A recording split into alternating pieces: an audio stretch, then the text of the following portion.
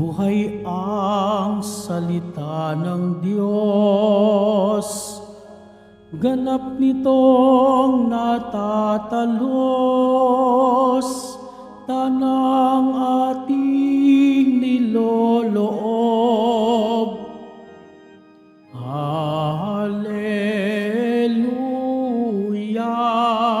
Hallelujah, Hallelujah, Hallelujah.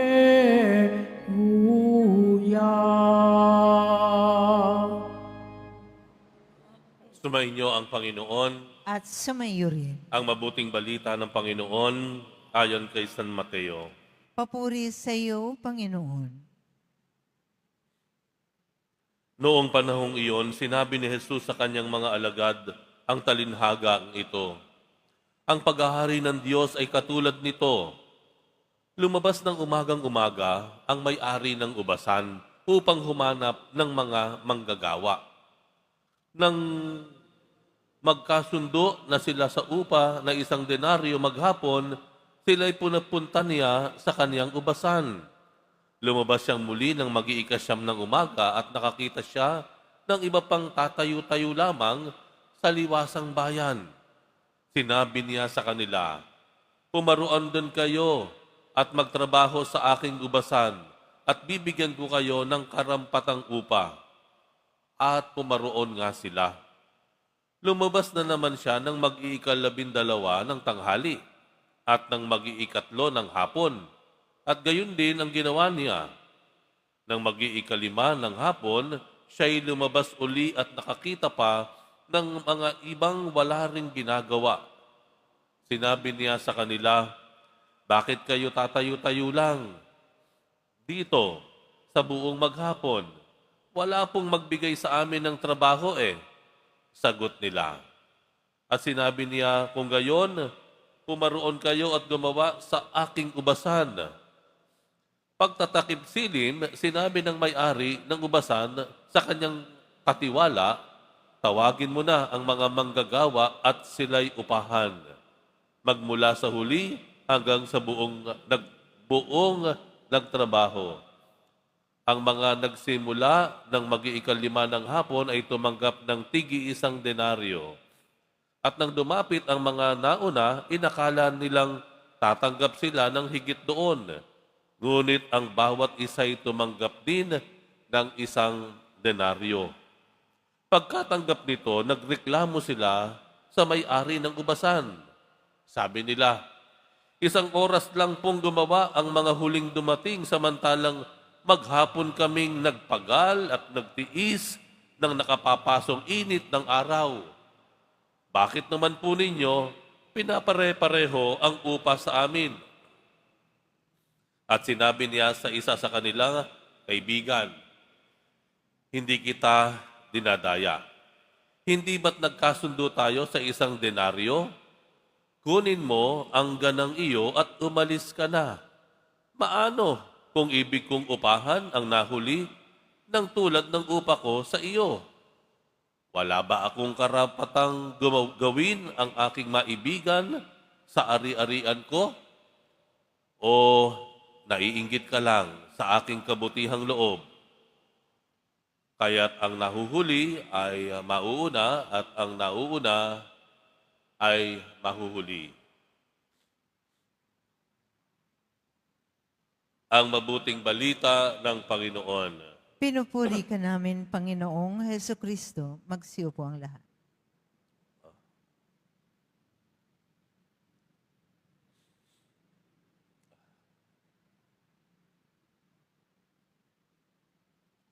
Bakit ka nga ba magrereklamo kung pinili ng iyong boss na bigyan ng sweldo ang kaopisina mo na nagtrabaho lamang ng 10 araw,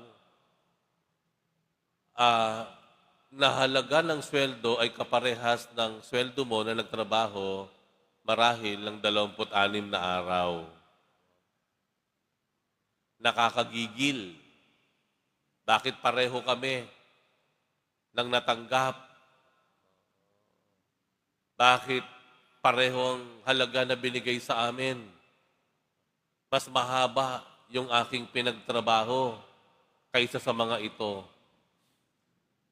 Yun po ay isang paraan para i-translate yung ebanghelyo natin, yung talinhaga, sa makabagong panahon. Dahil yung mga nagtrabaho ng umagang-umaga hanggang magmananghali ay lumapit sa Panginoong Hesus o doon sa may-ari at nagrereklamo, bakit yung halaga nung tinanggap nung kakatrabaho lamang, mag-aalas 5 na. Ika nga, magsasara na opisina. Yung sweldo niya, pang isang araw nang. Pareho ko. Ang sabi ng may-ari, di ba binigay ko sa iyo kung ano yung para sa iyo? Yung halagang pang isang araw, ibinigay ko sa iyo. Eh bakit parang gigil na gigil ka?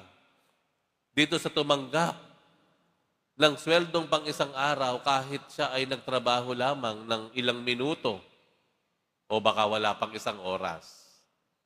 Kaya ang sabi ng may-ari, wala ba akong karapatan gawin ang aking maibigan sa aking pera?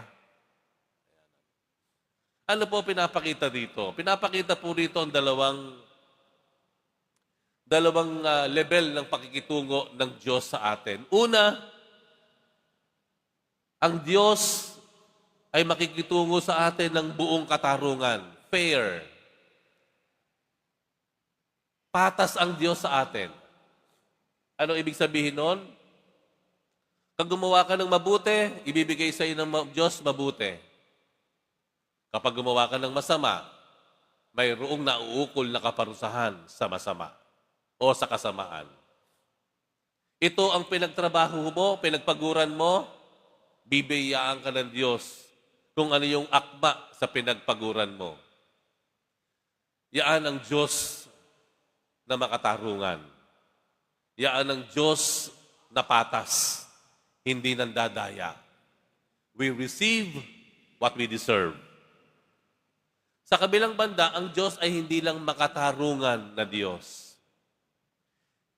Ang susunod na level, ang Diyos ay maawaing Diyos. Puno ng grasya. Puno ng pagpapala. Ano ibig sabihin ng grasya? Ibig sabihin ng grasya, hindi natin tinatanggap kung ano ang nararapat o angkop sa atin. We do not receive what we deserve. Ang Diyos ay isang maawaing Diyos, puno ng grasya, dahil hindi niya agad ipinapataw ang kaparusahan sa atin, sa ating mga ginawang mali o masama. Bagkus, pinakikiharapan pa rin tayo ng Diyos ng buong pangunawa. Bagkus, pinakikinggan pa rin niya tayo sa ating mga pagtawag sa Kanya kahit mali na yung ginagawa natin. Bagkus, pinili ng Diyos na patawarin tayo sa ating mga kasalanan kahit paulit-ulit nating ginagawa. Pinili ng Diyos na maging mahabagin sa atin. Dalawang level ng pagturing ng Diyos sa atin. Tayong mga tao, we treat each other with fairness and justice. Ganun tayo. Pero minsan, kapag ikaw ay nagbigay sa mga taong hindi naman karapat-dapat sa iyong binigay, you are going beyond the human level. Tumataas ka pa sa antas ng tao. Marahil, pwede nating sabihin, ikaw ay pumaparis sa Diyos. Mas nagiging mahabagin, maunawain, mapagbigay, magandang kalooban. Habang nasa mundo po tayong ito, the good news is, Ang Diyos, mas pinipili tayong pakiharapan ng buong habag at grasya. God decides to be gracious to us rather than just. Dahil, sa totoo lamang po, kung talagang magiging makatarungan at patas ang Diyos sa atin, palagay ko wala pong tatagal sa atin ng isang araw. Ibig ko sabihin, kung ibibigay ng Diyos ang kaparusahan sa bawat pagkakamali natin in a day, hindi tatagal tayo ng isang araw. Lahat tayo mapapahamak dahil ilang beses po tayo nagkakamali sa isang araw. Ang good news, mas pinili ng Diyos na pakiharapan tayo ng buong habag, pangunawa. Pinili ng Diyos na biyayaan tayo kahit pakaramdam natin, hindi natin deserve. Hindi tayo karapat-dapat. Let us be gracious to one another. Let us be forgiving. Oo, wag nating alisin yung pagiging fair, pagiging just, pagiging makatarungan. Pero, kung kinakailangan at nakikita po natin, piliin din po natin na maging mahabagin. Maunawain sa bawat isa. Kagaya ng pakikiharap ng Diyos sa atin. Sino yung mga tao sa sandaling ito naaalala mo kailangan ng ganitong pakikiharap mula sa iyo?